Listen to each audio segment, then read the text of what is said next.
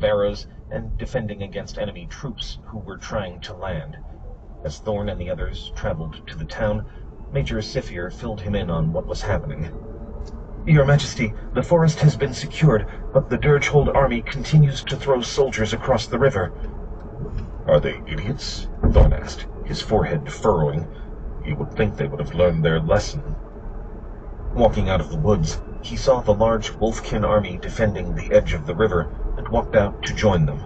Thanks to his height and silver armor, Thorn was immediately visible among the black-armored Wolfkin, and when he appeared, the attacks slowly stopped. Staring across the river at the furious officers who kept commanding their troops forward, Thorn could only shake his head.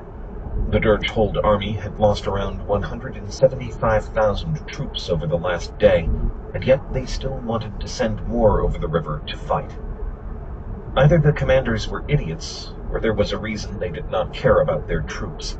Thankfully, the soldiers themselves did care for their own lives, and were not so foolhardy as to continue trying to force their way onto the beach. Holding out his hand, Thorn's bow appeared, and he strung an explosive arrow. Drawing it back, he began charging it with lightning energy. "My name is Thorn Greymane, Lord of Greymane Valley and Earl of the Ironhold Duchy. You are trespassing on soil that is not yours. Withdraw your army, or face utter annihilation." Accompanied by the sound of crackling lightning, Thorn's voice thundered across the wide river and the town on the other side.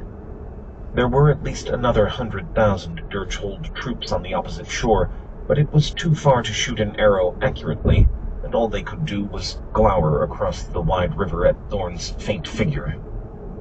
Zip! Boom! Thorn's arrow shot out, landing on one of the boats filled with Dirgehold soldiers, completely destroying its hull in a fiery explosion of lightning. Screaming as they dropped into the electrically charged water, the panicking soldiers tried to swim for the next boat, but before they could get there, they heard the sound that had spelled their doom repeat. Zip. Boom. Another ship was ripped apart, its hull quickly taking on water as the people on board had to try to escape. Putting another arrow on his bowstring, Thorn pulled it back and began charging it. The boats still in the water were doing their best to turn around and get as far away from Thorn as they could, so he held his fire for a moment. Instead, with a thought, he commanded a pillar of stone to rise up out of the riverbed and jumped onto it. Another pillar rose out in front of him, and he jumped forward again, proceeding further out into the water.